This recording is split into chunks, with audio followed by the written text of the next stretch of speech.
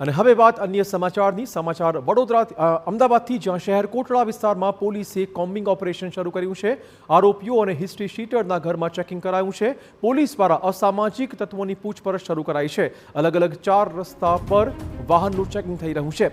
DCP, ACP, PI સહિતના અધિકારીઓ દ્વારા આ કોમ્બિંગ ઓપરેશન શરૂ કરાયું છે।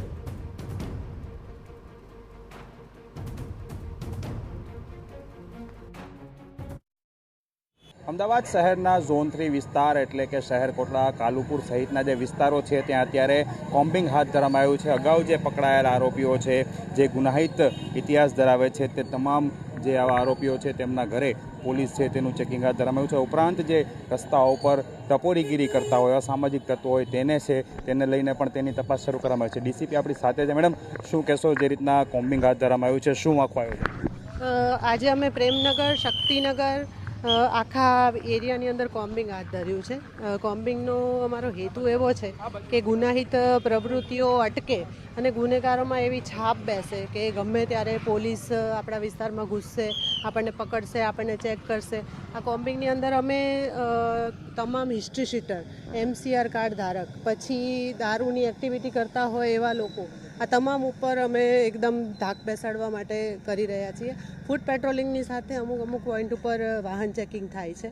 એ વાહન ચેકિંગ એવા પોઈન્ટ્સ ઉપર થાય છે કે જેથી આખો એરિયા લોક થઈ જાય। ખાસ કરીને ઈદ અને ગણેશ ચતુર્થી આવી છે, તેને લઈને પણ એક શાંતિ સમિતિની બેઠક અને લોકો સાથે વાતચીત હાથ ધરાઈ હતી।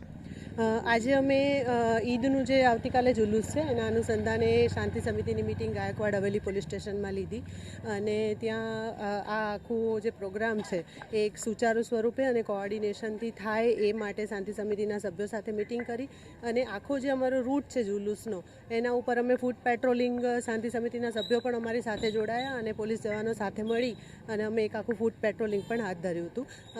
એમ એવો છે કે બંને તહેવાર, ગણેશ વિસર્જન અને ઈદનું જુલુસ બંને સારી રીતે શાંતિથી પતે।